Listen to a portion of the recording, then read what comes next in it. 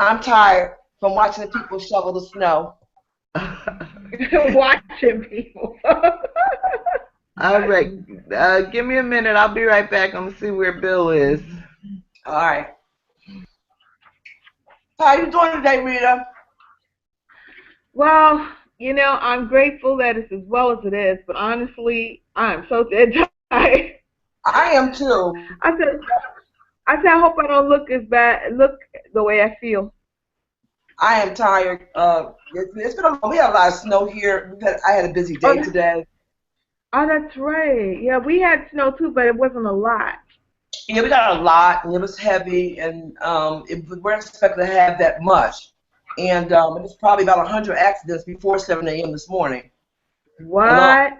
Yeah, and they closed everything today because the weatherman was kind of like totally off. What? Yeah. I forgot. Where are you again? Connecticut? Uh-huh. Oh, okay. So we got a lot more snow than anticipated today. Well, you heard about the crane falling today in Lower Manhattan. Say what? Well, a crane fell here, and it hit a row of cars, 2 blocks, killed 1 person, injured 3. Oh. Yeah, that's been the biggest news today. That's crazy. Yeah, and it really wasn't that windy. Wow. Wow, that is too bad. That's sad. Sad. One guy sitting in his car and got trapped in it.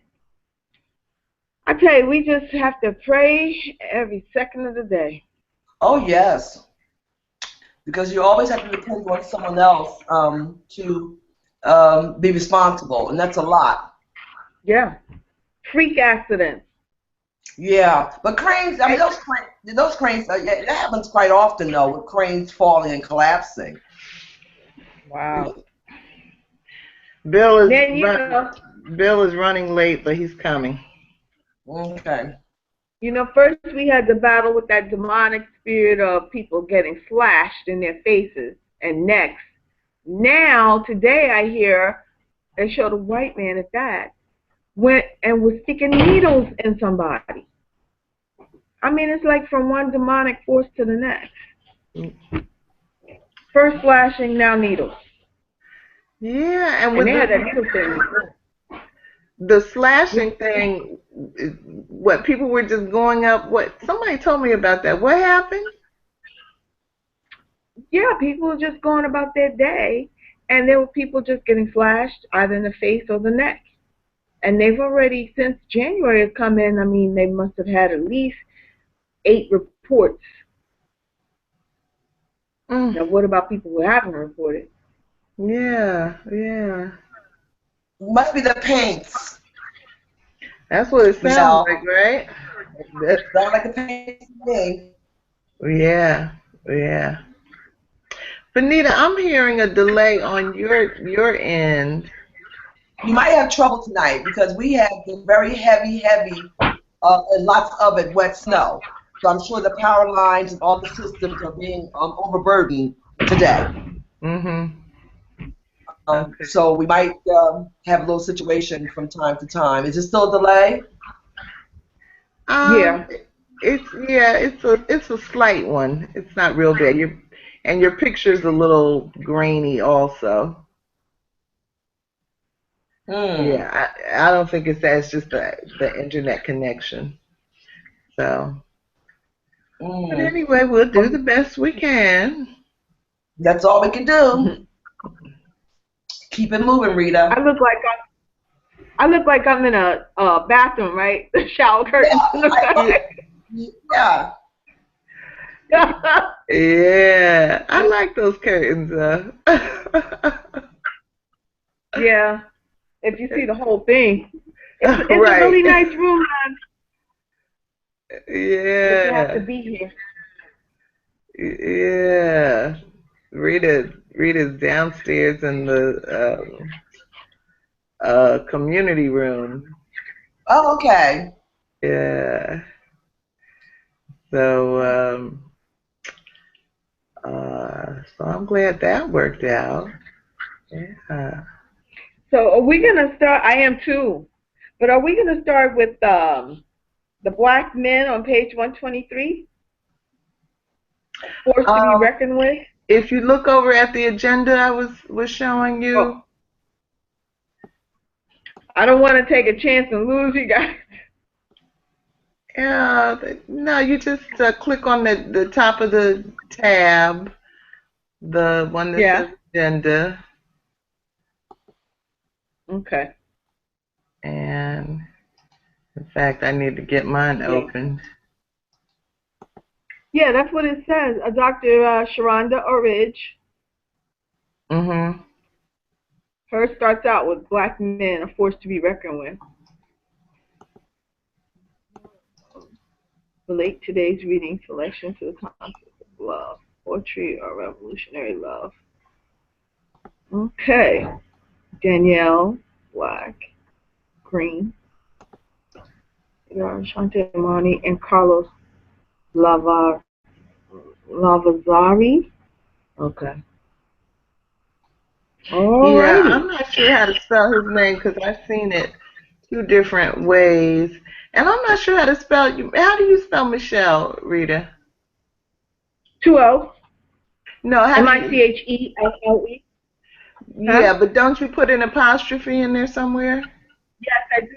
Yeah, on the first E.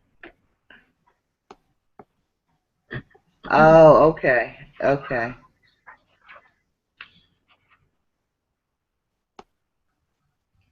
Okay. So what's going on with you, Venita?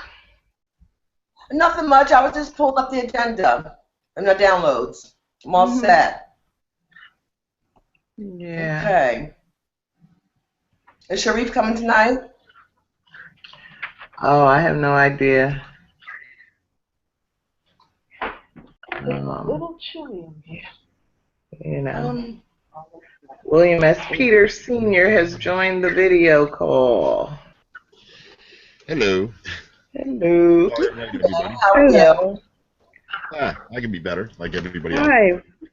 Oh, yeah. Hello. Hi, William. Hello there. You can call me Bill. Bill. Sorry, I just. Oh, no problem. No problem. Bill, That's how I know if people know me or not. Shareef has joined the video call. Okay. Hey, Shareef. Uh-oh. Yep. Shareef? Is he frozen? I think he can't hear us. No, he's not frozen. I can see him moving. Oh. But we can't hear you. Now go out and come back in. Can't hear you.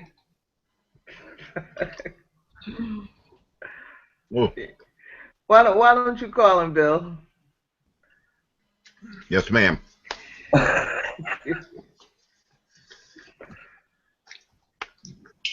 Yeah. Oh, so.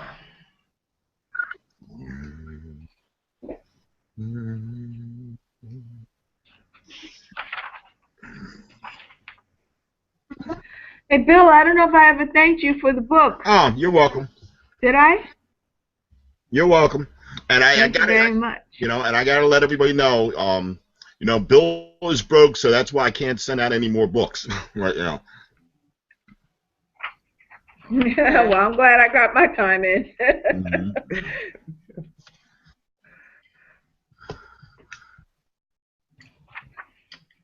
Good read. Good read.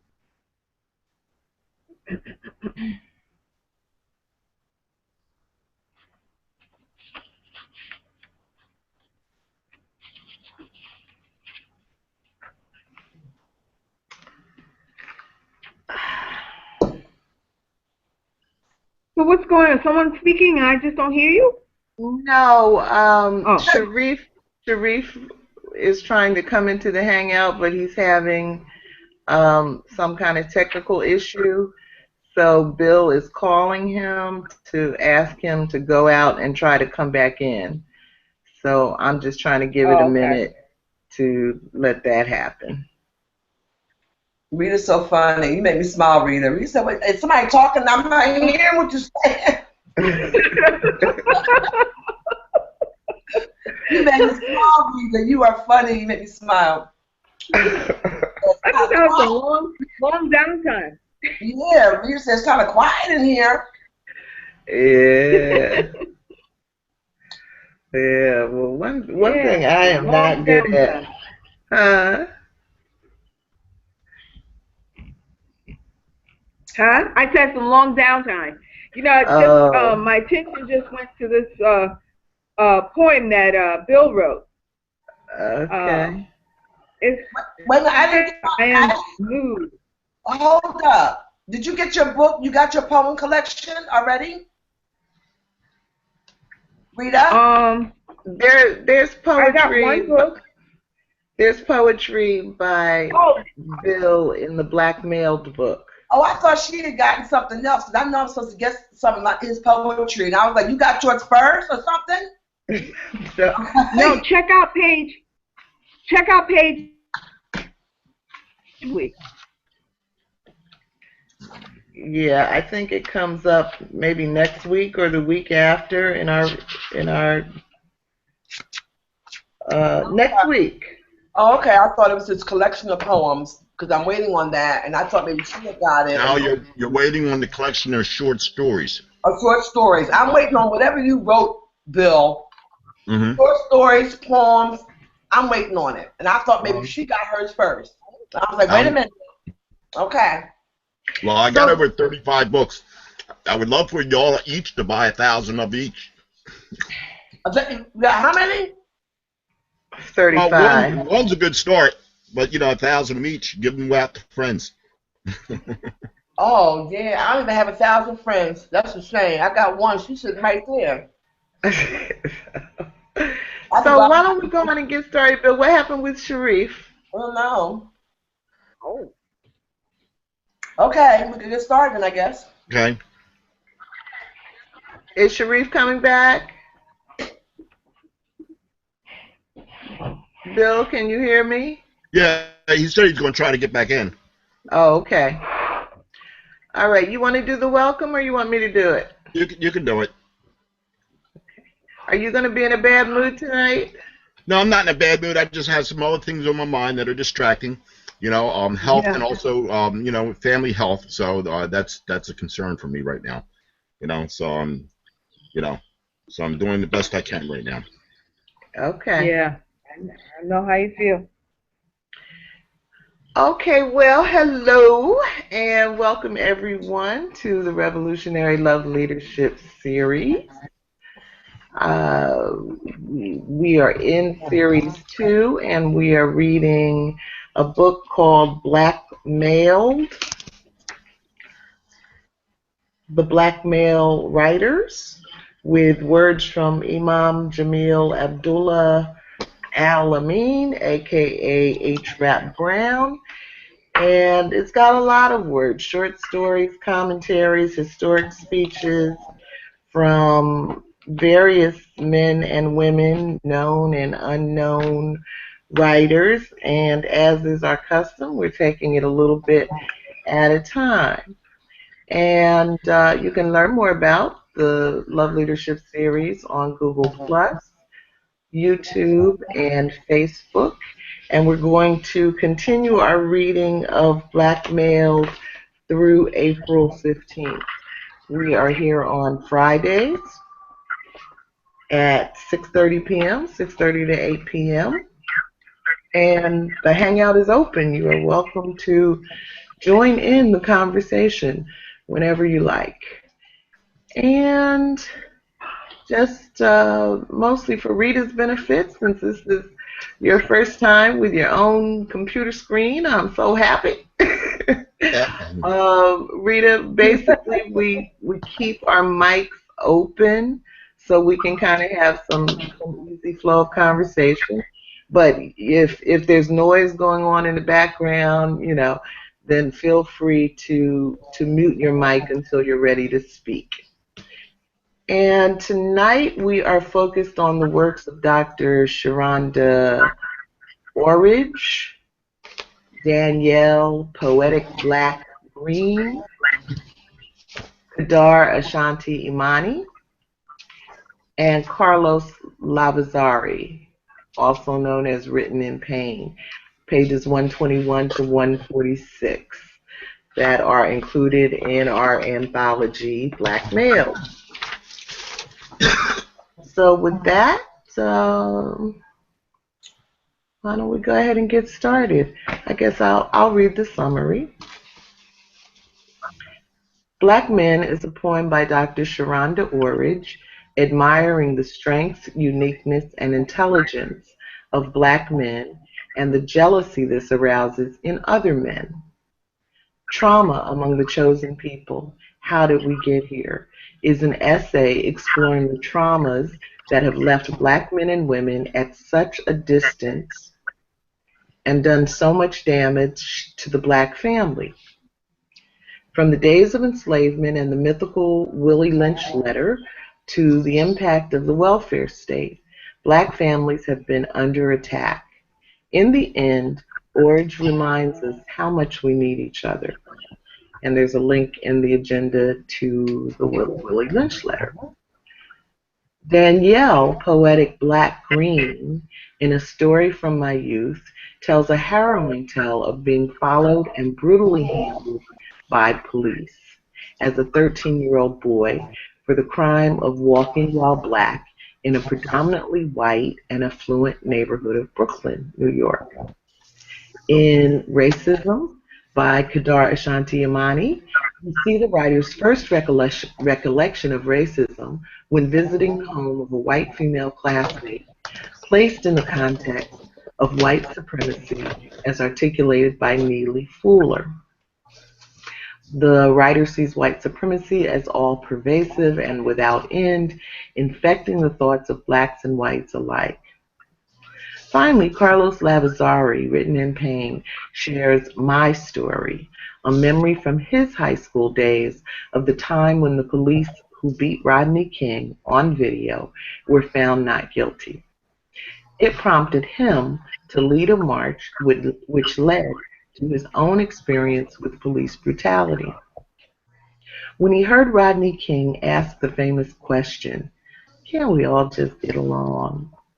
it knocked the sail out of his wings, and he never marched again. So I didn't do our introductions, which was actually a mistake, but I'm glad that it happened because now Shareef is back. Shareef, can we hear you? Can you? Okay. Can you tell us your name and where you're located? This is Shareef Abdur-Rasheed, and I'm in the state of Florida. Okay, thank you. And Rita? This is Rita Mich'elle, Dingle, and I'm in Brooklyn, New York. And Venita? This is Venita Walker, and I'm joining you from Cromwell, Connecticut. Welcome. Hey. And Bill? Hi, I'm Bill Peters, a.k.a. William S. Peters, and I'm in South Jersey. All right, and I am Mich'elle Odom in Brooklyn, New York. Yeah. Venita, why don't you do point 1?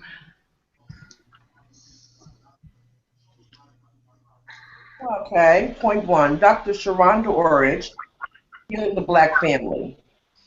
Black Men is a poem by Dr. Sheronda Orridge, admiring the strength, uniqueness, and intelligence of Black men, and the jealousy this arouses in other men. Trauma Among the Chosen People. How Did We Get Here? Is an essay exploring the trauma that has left Black men and women at such a distance and done so much damage to the Black family. Excuse me for a second, I need to get this straight. Okay. From the days of enslavement, the mythical Willie Lynch letter to the impact of welfare states, black families, I can't see, have been under attack. In the end, Orridge reminds us how much we need each other. See the Willie Lynch letter. Number 1, read the poem Black Men on page 123. Have you ever felt others were jealous of you? And if so, what did you think about that?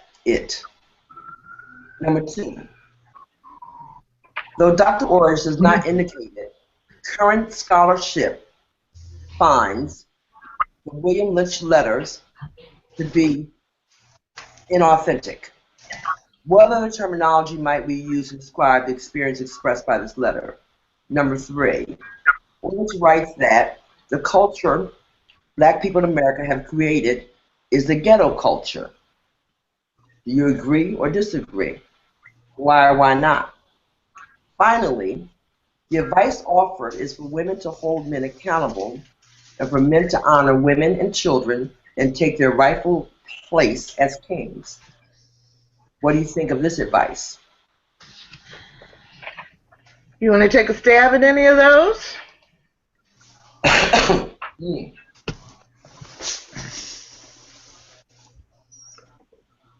I do if no one's going to speak up. Okay.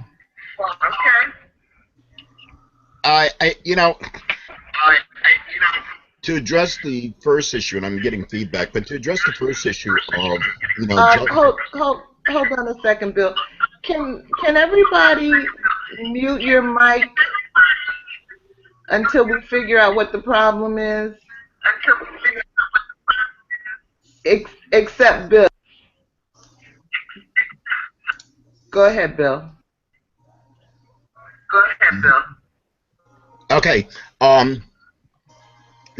When I think in terms of jealousy, we all understand that, as far as the area of creativity and ability, for the most part, black people have always been on the cutting edge, whether it be in the arts, or whether it be in performance or athletics, and even in when I say creativity, that also lends itself to science and various other things. So most certainly, we were a lot more capable than they're willing to let us know, so to speak. But when I think going on to point 2, when I think in terms of, and all the points, when I think in terms of terminology, that's been utilized, these are things that have been fed us, and for a large portion, we as the people, as a community, as a culture, have this go-along mentality that we need to eradicate. That old term, go along to get along, and we've been doing that, and that, I don't know if that's something that has become an imprint, as a result of our conditioning over the years of oppression, slavery, or what have you. But most certainly it still prevails to this day. And that's a major concern for me.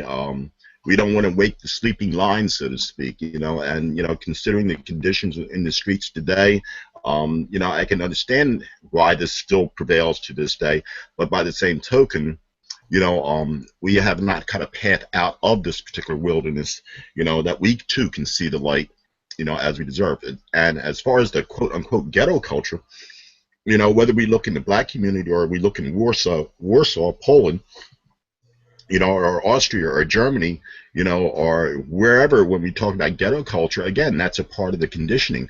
And it's kind of a cooperation between the community and also the services that are supposed to service the community. Because one of the first things that we notice in the black community is the first thing that goes is the services like the street sweeping, the garbage collection, the telephone booths, the mailboxes, or what have you. And instead of demanding that as a community, we go along with that.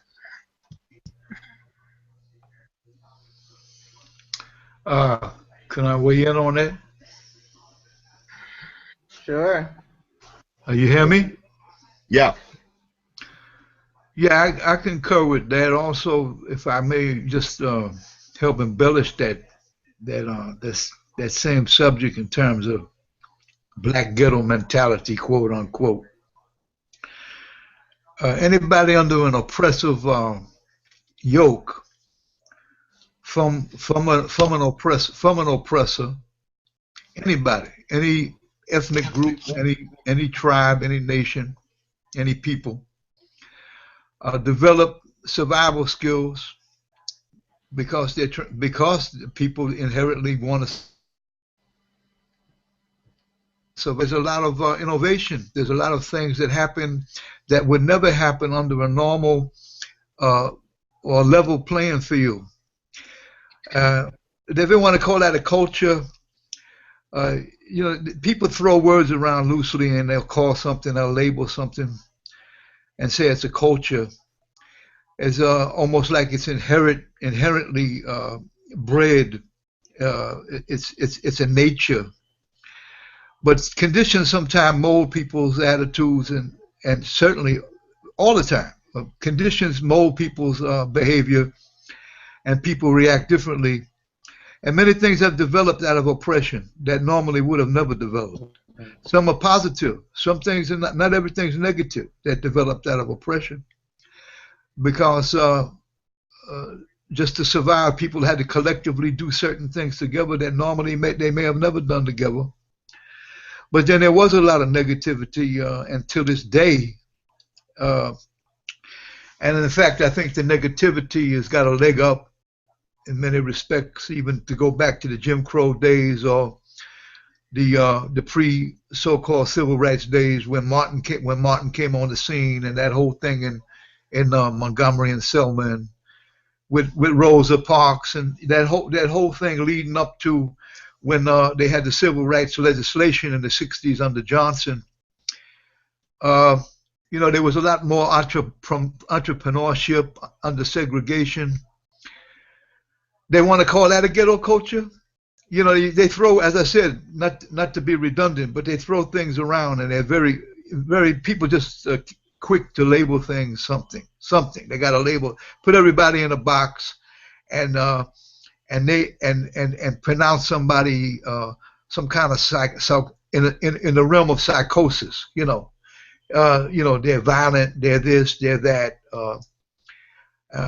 But just that one point struck home to me that many things were developed out of survival because of oppression, and that happens to any people that meet that fate. Okay, thank you. Anybody else?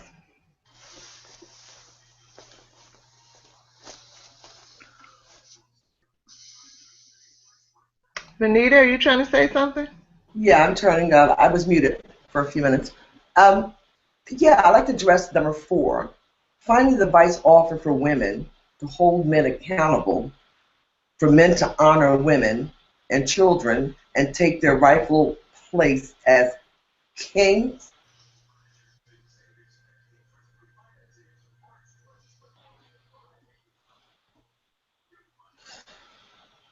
There's a couple things. I actually marked them in the book, but we don't have a lot of time. That's probably another whole program. we need more time.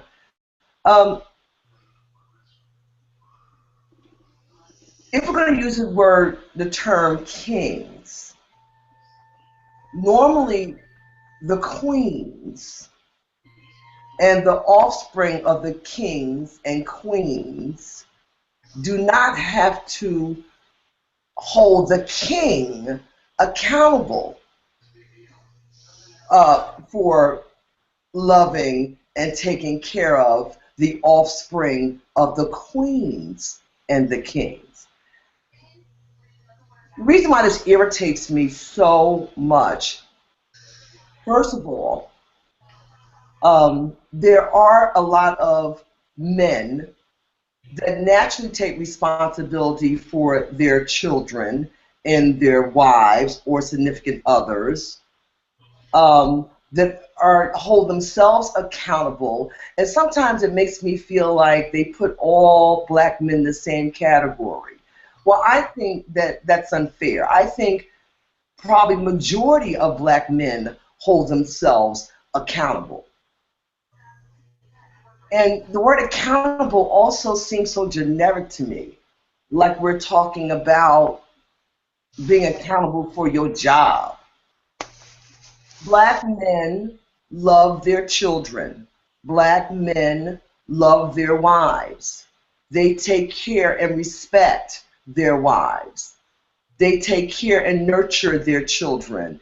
I just want to, for once, someone to, it's always that negative side of it. It always seems like, folks will say the majority of black men just don't care. First of all, if you have a real king, you don't have to make him be accountable.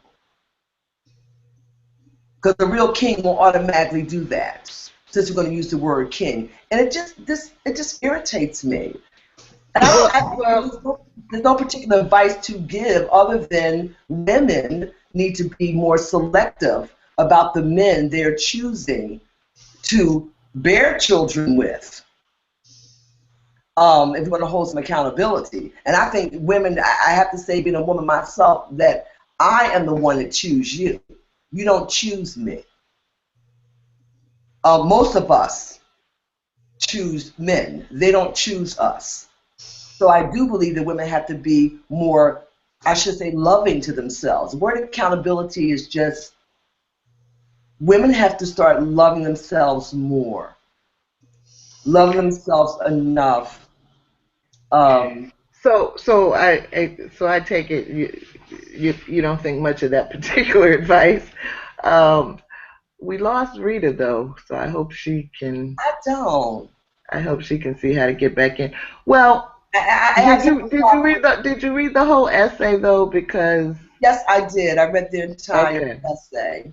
Yes, I did. And this is from the person that's writing the essay's point of view, of course, and this is their advice. I just happen to have a different opinion. In my opinion, and what I believe or what I know to be true, I don't necessarily agree with all of the essay, although I respect their.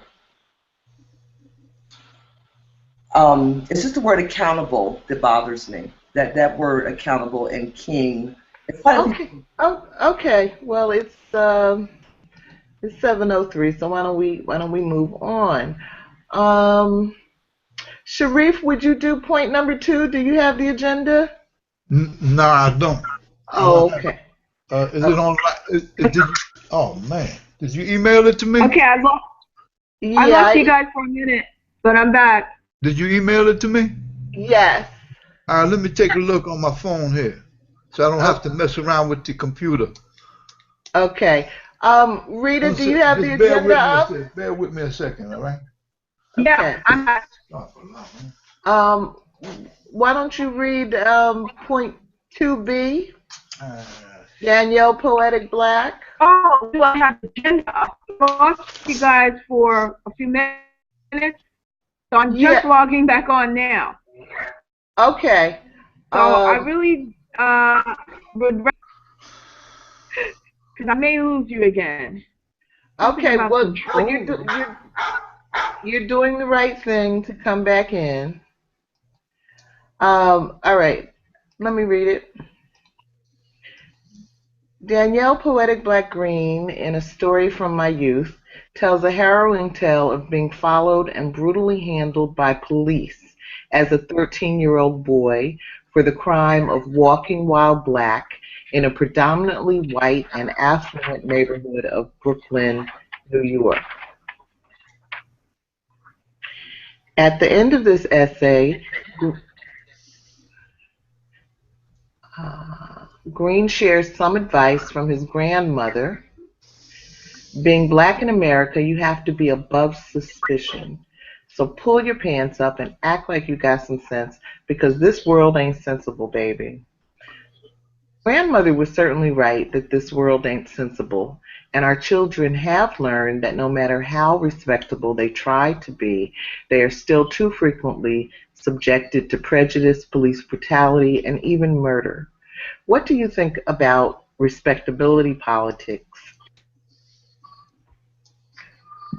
Today, of course, being the birthday of Trayvon Martin. I'm sorry. What was that under that you was reading? I don't mean to That was interrupt. question number 5. All right, I'm trying to access it now Okay. while you're talking. Okay. What do you think about respectability politics today? Anybody? Idealistically, respect is something that supposedly is supposed to go both ways.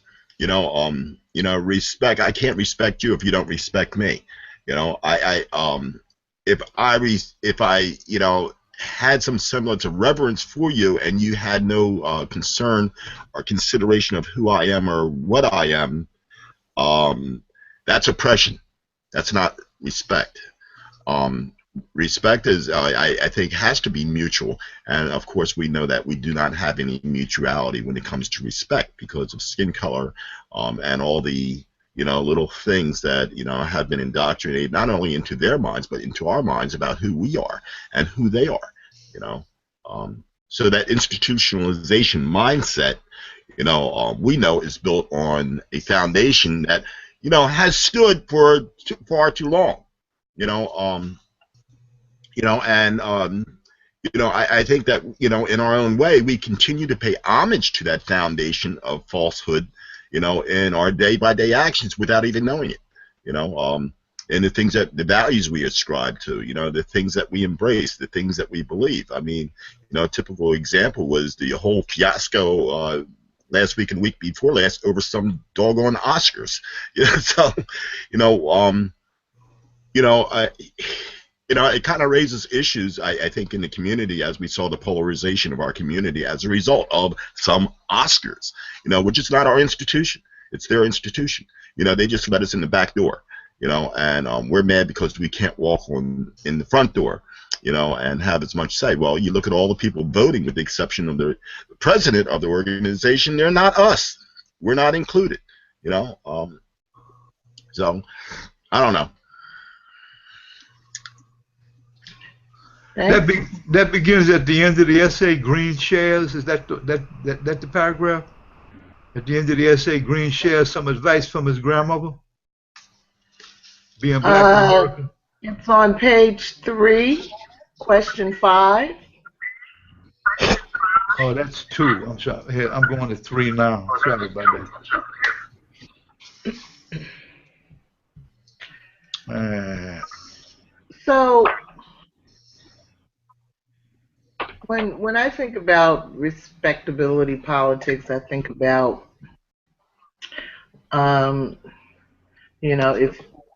if we dress a certain way, if we act a certain way, if we speak a certain way.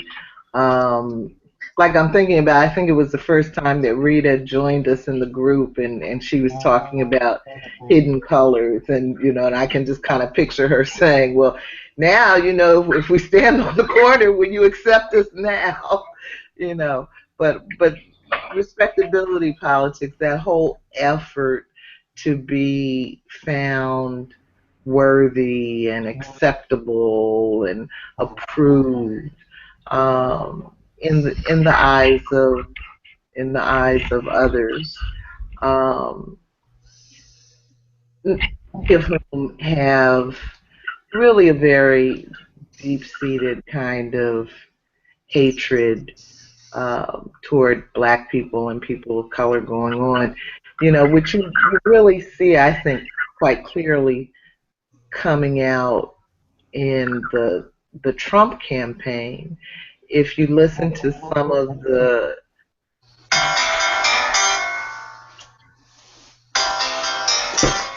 Excuse me.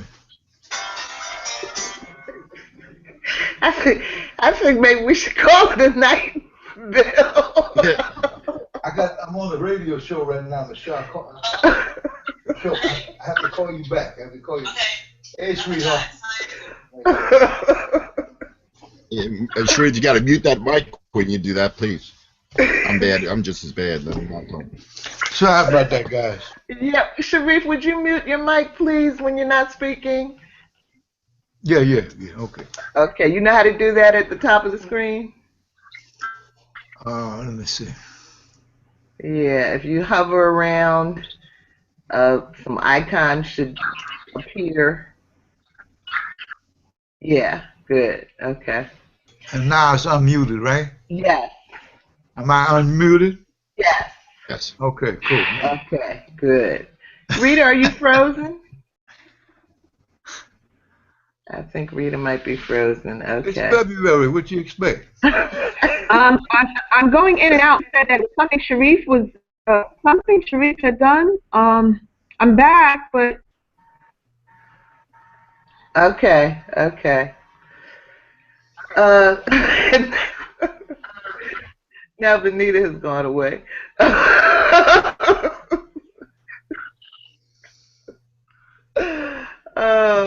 This is hide and go seek night.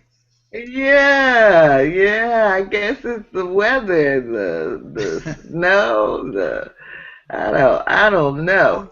Can I say something on that subject? Sure. If I'm not intruding on anybody else's comment.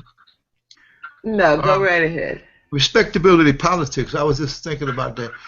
You know, we live under the yoke of white institutionalized racism. That's a fact. You know, it tickles me.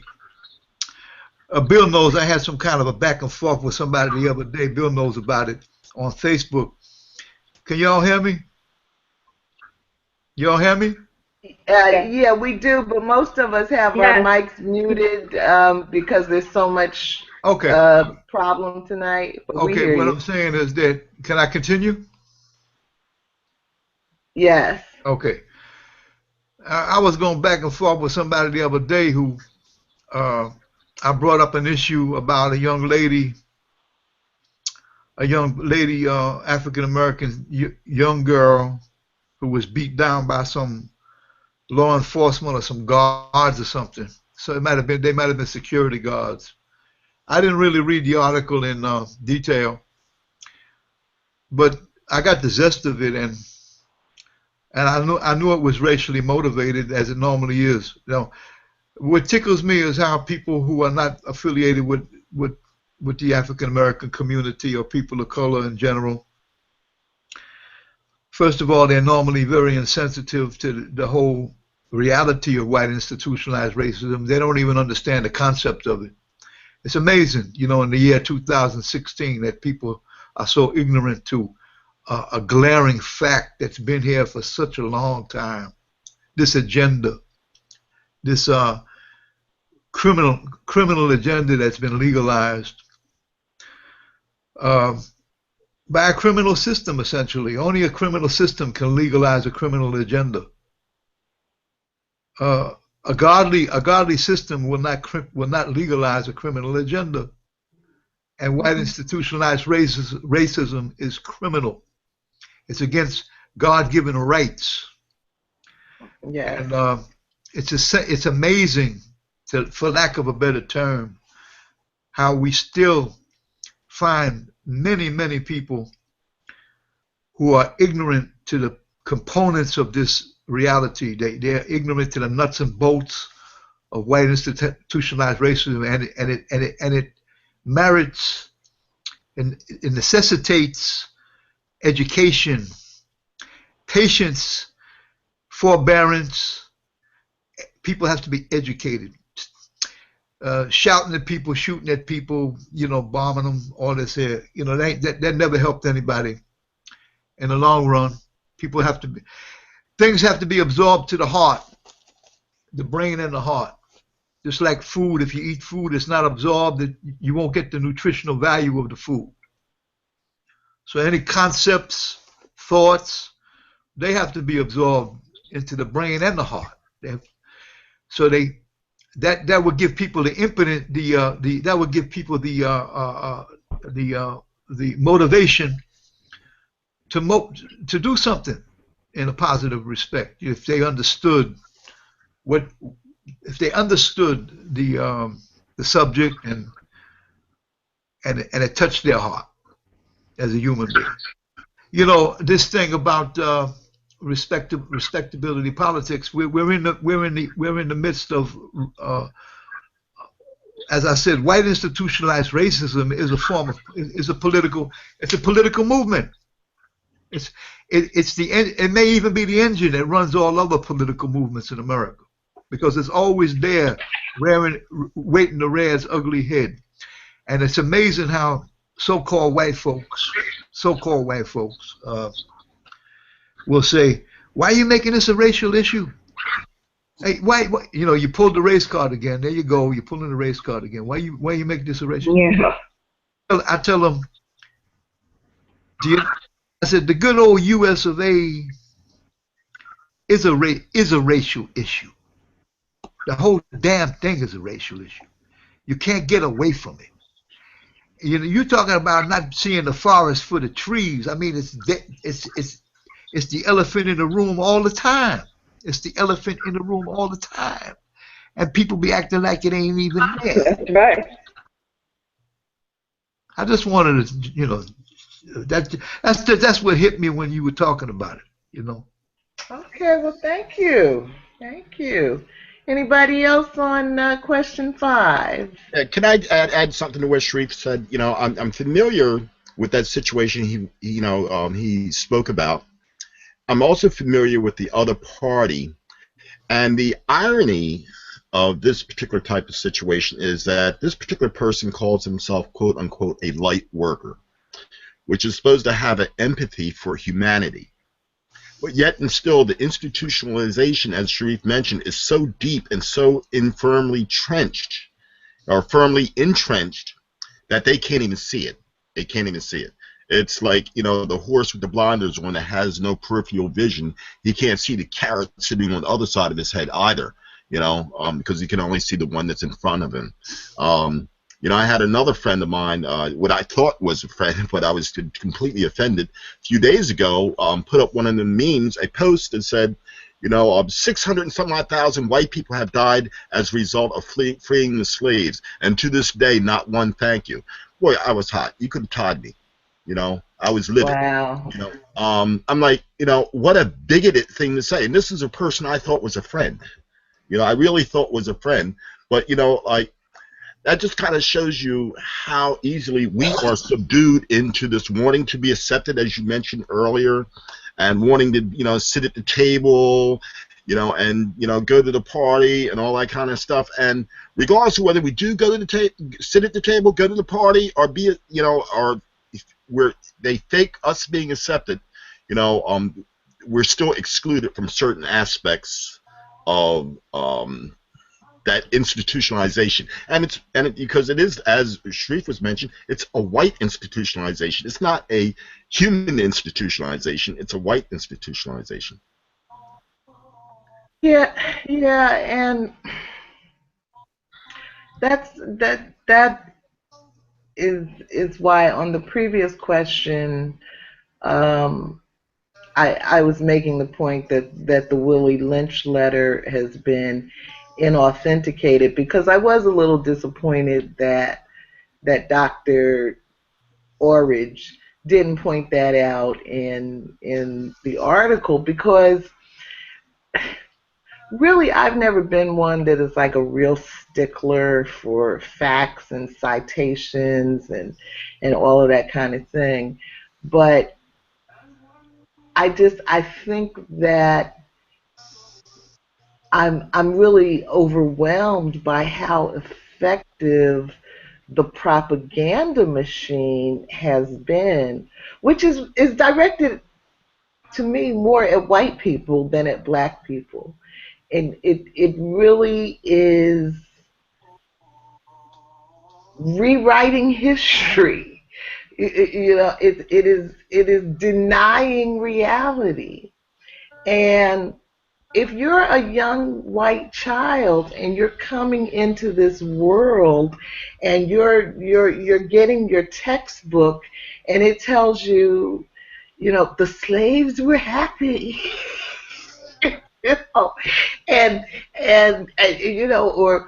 we set them free and they haven't thanked us yet, and there's nobody there to counter that. There's no other story there, and that essentially is what our children are dealing with between the educational system and the media system. And so you know, I certainly don't want to apologize for your racist white friend, but at the same time, I do have some compassion for why people are so confused, because we have this white institutionalized system that you all are talking about. What it does not do is deal with truth.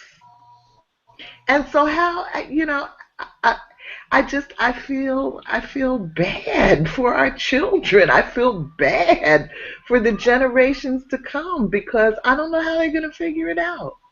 Well, you know, that's interesting you say that, because in essence, they are enslaved to a concept that is not true.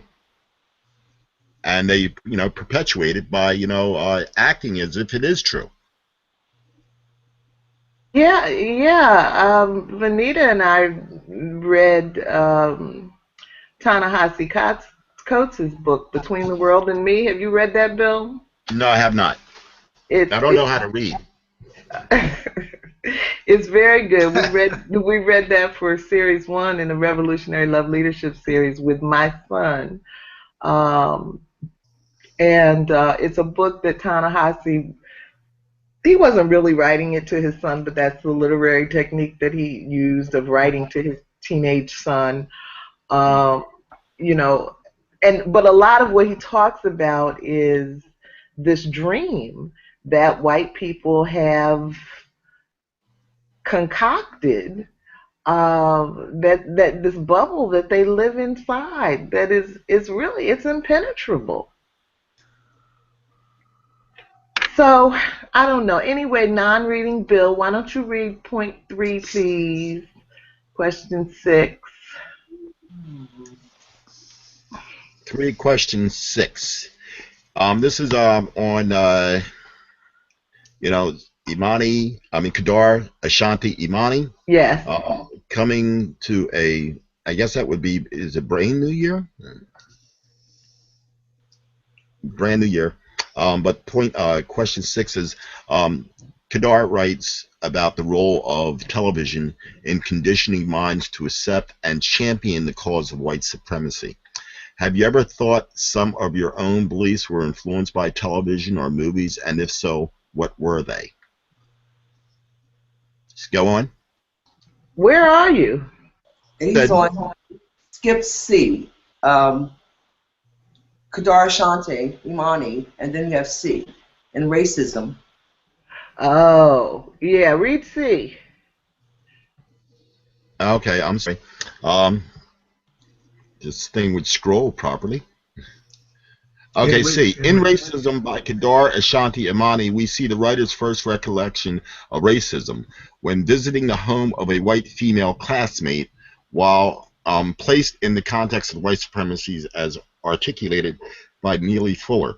The writer sees white supremacy as all pervasive and without end, infecting the thoughts of blacks and whites alike.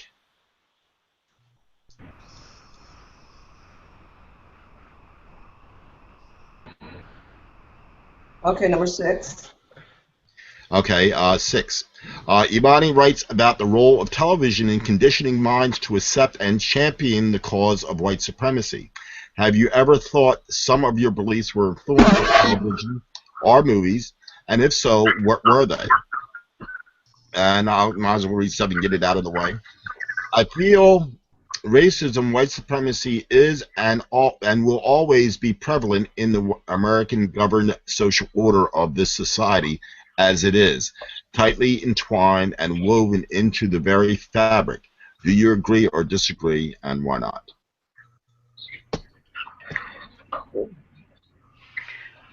So we kind of have been, you know, we kind of have been looking at white supremacy already. But does anybody else want to say anything about this? Yeah, it certainly is woven into the fabric. It goes right down to the core. It's like a stage 4 cancer, you know. It's a cancer. It's a cancer that eats away at humanity, and it affects the oppressor and the oppressed alike.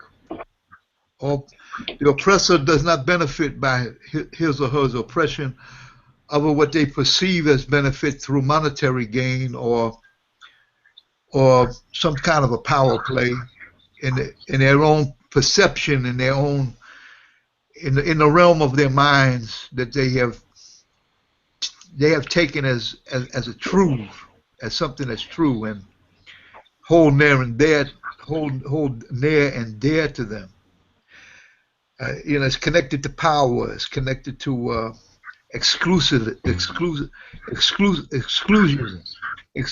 Shareef, do you think there will ever be an end to white supremacy?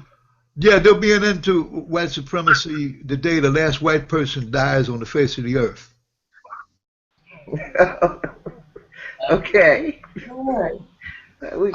No, maybe that's kind of a crazy statement. Listen, what I'm saying is this: even then, there might not be an end to white supremacy, because white supremacy has many tentacles. It even has affected the minds of people of color. You have so many things that have jumped, that have developed from that mutation. There's a psychosis that have developed in people of color, especially African Americans. African Americans have developed a psychosis from rape, from slavery, from post slavery to this very day, that's alive and well in our so-called, and I use the word so-called, communities, because when you look at the word community, that's bandied around, that's thrown around very loosely. It's not community in the true sense of the word, because in community you have the last part of that word is unity. Last part of that word is unity, and we grossly, miserably lack unity. And this all came from that psychosis to divide and conquer, to poison minds. You have phenomena that has grown out of that, like wannabes, like white wannabes, that are that's represented in all the tribes that constitute people of color the world over. You have that component now, which is wannabes, because they looked at that as a level, a plateau of success, and aspire to be that. You see, and even when it's even reflected when people of color get some kind of level of affluence, they think they arrived, and they think that now they can hang out just like white folk, and white folk within their system of white institutionalized racism have a way of slapping you in the face at some point in time, no matter how high and mighty you get, even if you're a multi-billionaire, and shoot you right back down to the basement and let you know, no, you ain't one of us. No, you ain't one of us. Look what they've been doing to black celebrities.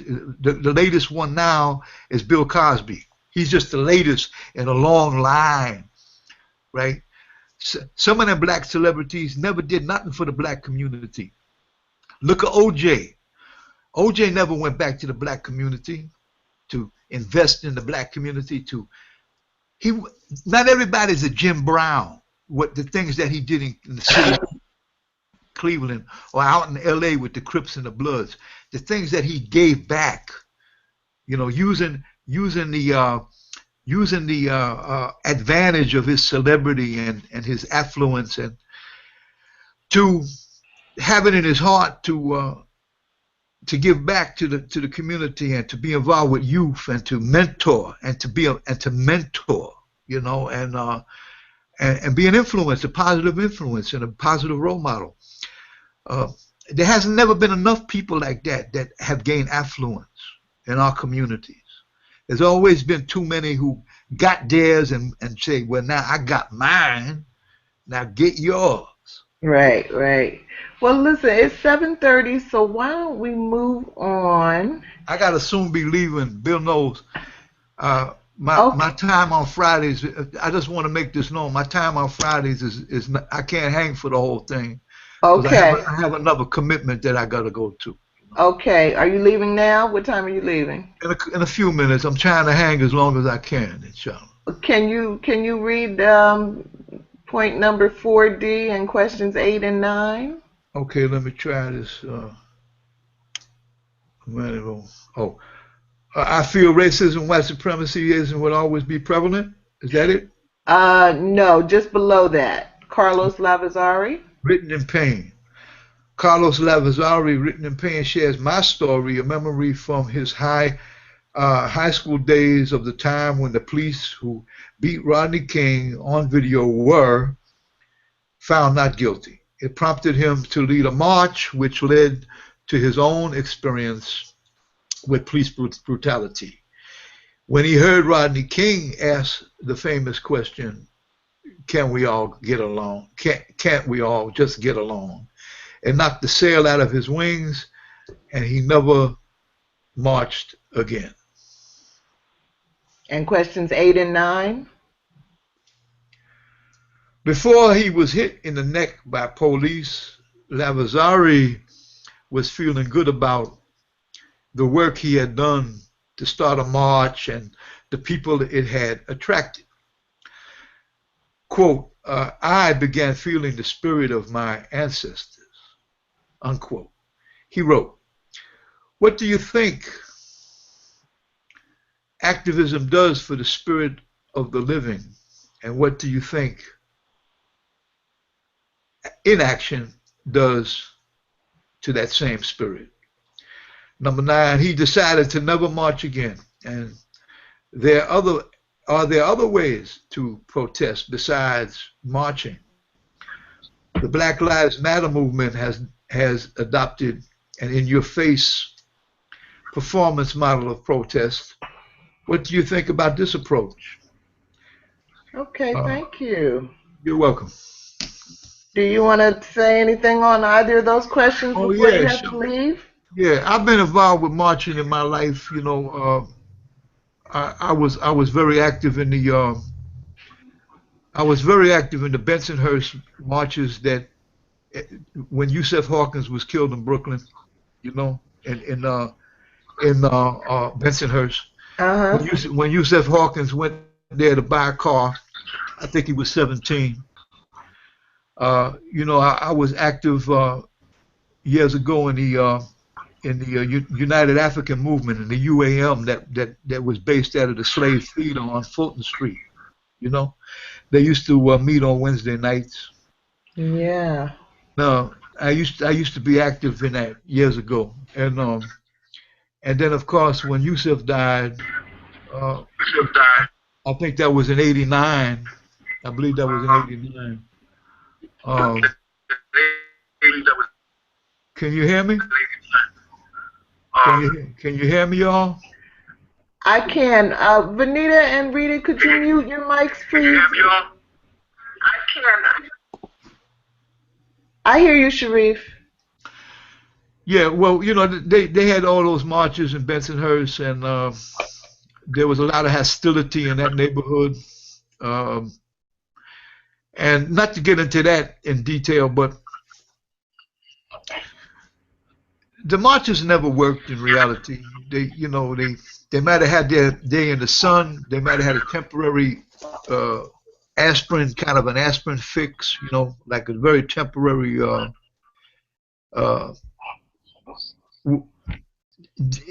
know, it kind of, to me, it gives the false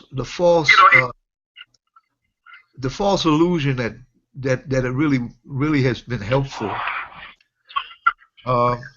But no, it hasn't. It hasn't been helpful. I came to that juncture I came to that crossroad a long time ago. That marching and having slogans, they have their place. They have to be kept in their place. They can be useful to a certain point. They're not the cure-all, you know, do-all. They're not the final say within the realm of protest and within the realm of countering oppression.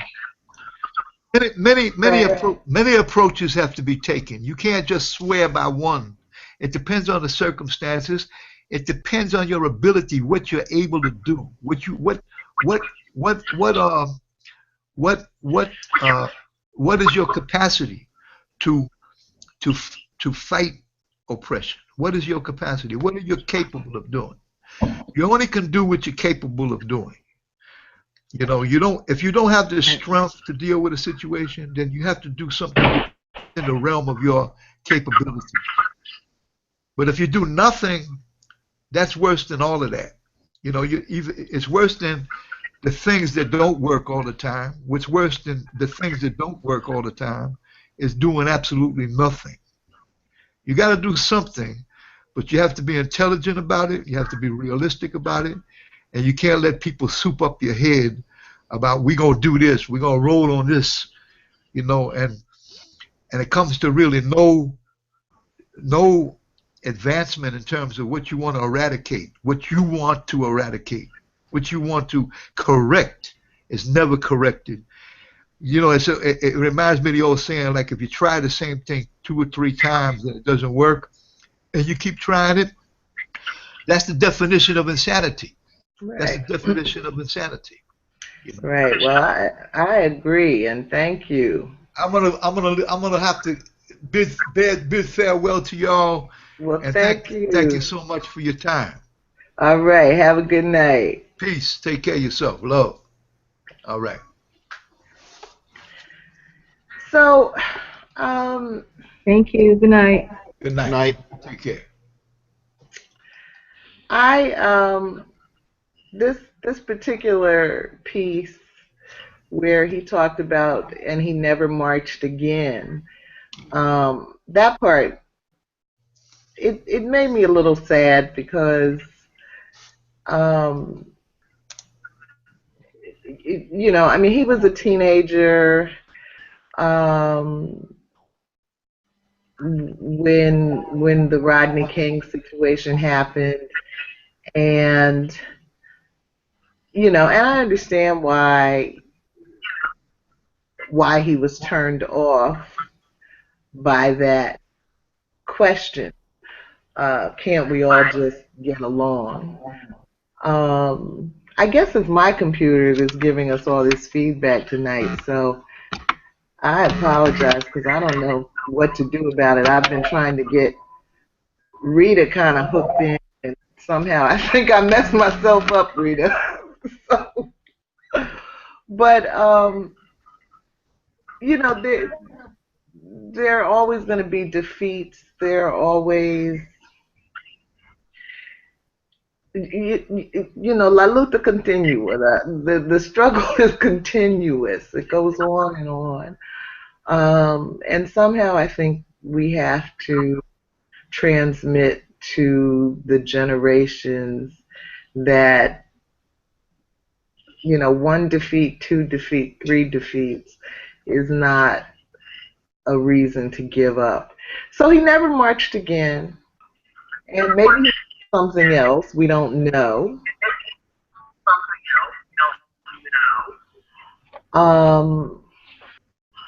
But that was sort of my first reaction. My echo is giving me a headache. So does somebody else want to talk?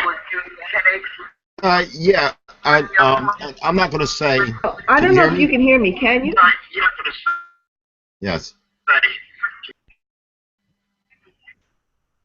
And if I may say, and can you hear me? Everybody's asking, can you hear me? Can you hear me now? But you know, not necessarily in defense of that posture that, you know, Carlos has taken. But I know that in his own way, he is still marching. He's a very prolific, conscious poet. And I don't know whether it's by excuse me. Bill. Rita, can you hear me? Yes. Are you able to mute your mic? Yeah, I'll do it again. Okay, try it again, Bill. Yeah. I don't know if it was. Yeah. if it was a chosen alternative, but I know that in his own way he still is marching because he's a very conscious writer that lends his work, and also spoken word artist that lends his work and his consciousness out, as a catalyst for other people to think. The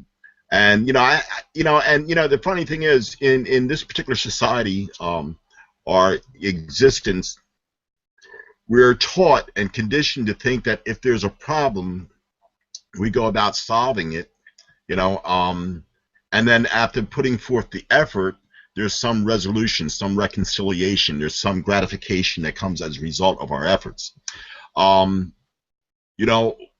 What has come, except a temporal abatement, what has come from the efforts of our ancestors, our forefathers, our fathers, our mothers, our grandparents, and even ourselves, that has been sustaining, and that has to be disheartening, whether we acknowledge that consciously or not, disheartening to know that, because it gets to a point where you say, well, no matter what I do, I will never ever be seen as an equal, or a part of, I can sit down at the table, as I was saying earlier, sit down at the same table, and eat as much pie as I want as well, without any questions or concerns about what you think, or whether or not you respect me, or whether or not you're criticizing my table manners, or what have you. So, I guess that's an ongoing concern, to the point where I think that a large majority of our community just throw their hands up and say, well, let me get mine while I can, and type attitude and going about their business and try to stay under the radar. Okay, thank you. Does anybody else have any comments on any of the questions? Okay. I don't know, Bill. I think that given the whatever technical problems we're having tonight, it might be the weather, I don't know, but I think that we should end early because I'm on the verge of having a headache. That one. Well, I'll try to be nice, Venita. Yeah. So I don't know. Bill, if you have a poem you are in the mood to read us, then we'd love that. But if you're not, I understand. Oh, I'm always in the mood to read poetry, but let me ask a question. Did I ever read Oh My America? I don't know. Not here, no. Okay, I'm gonna read two. Here we go, and Oh My America. Okay, Oh My America. Oh my America, what is happening to you? Are you having flashbacks to the way that things used to be? Do you miss those good old days, all those undertones of your barbarism and unquestioned partisans? Where the privilege was for a few who looked like you? Where are the natives this time you seek to slaughter? Are we them? Oh God, that's horrible. Wait a minute. Hold on, Bill. Rita, are you muted? I just unmuted it when you last asked the question. You think I should mute it again? Yeah. Okay. Yeah. Okay. Okay. Let's try it. Okay. Where are the natives this time you seek to slaughter? Okay. Are we them? Does America truly eat its young?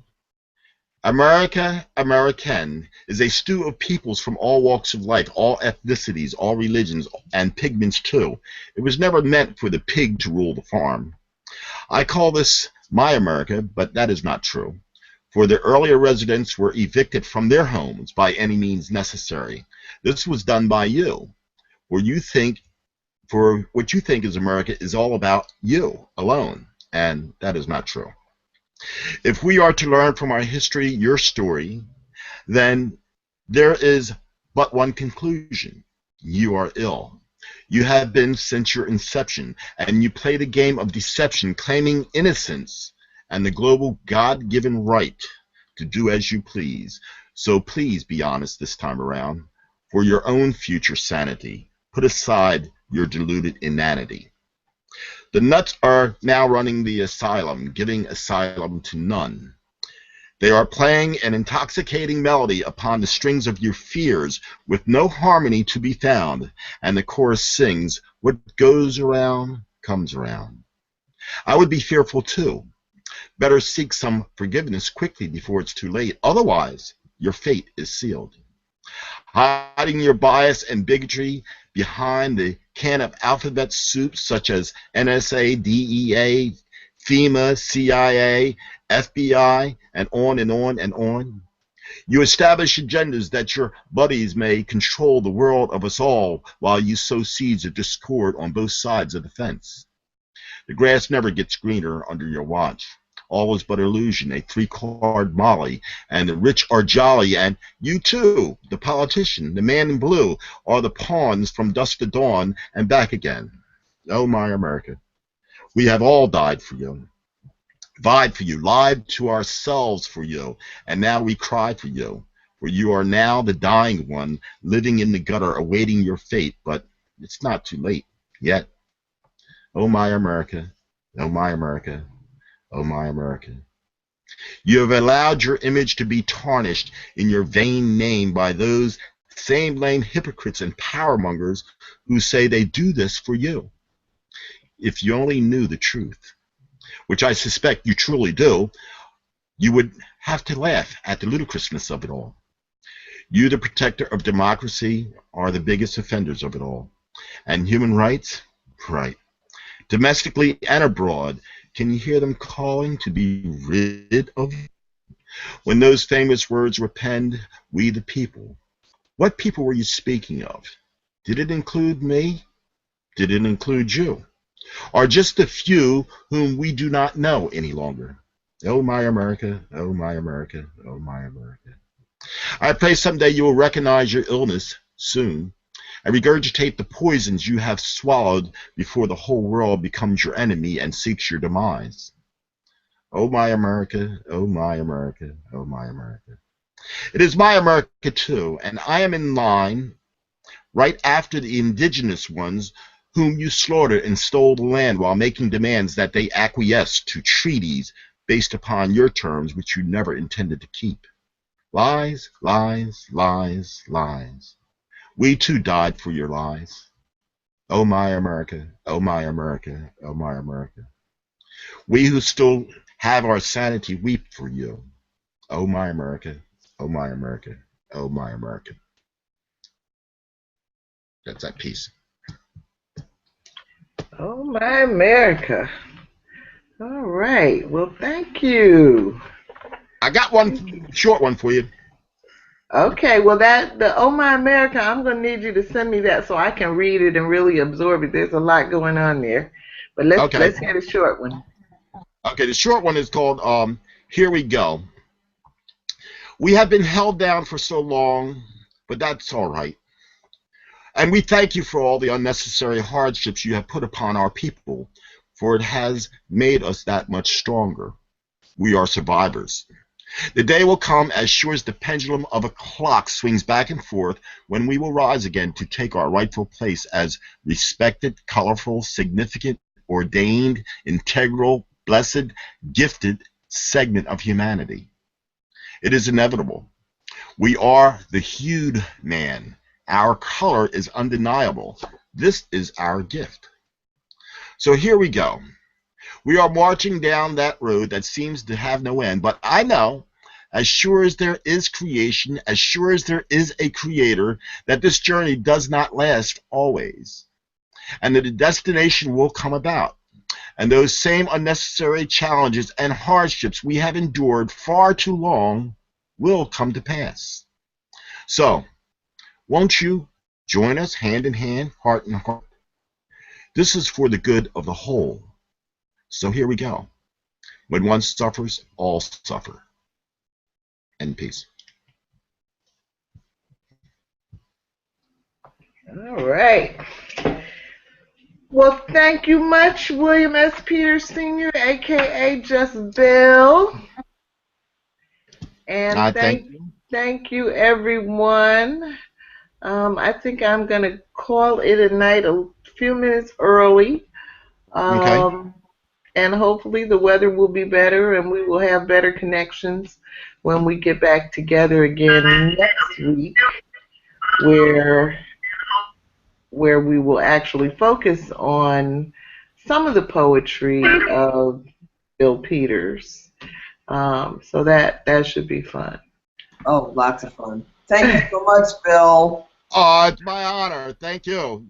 I'm so sorry that everything, the connection is really poor, even here, because I love your poetry. I really thank you do. so It's much. wonderful. Thank you. I'm honored. And Rita, you know, are you there? Uh-oh.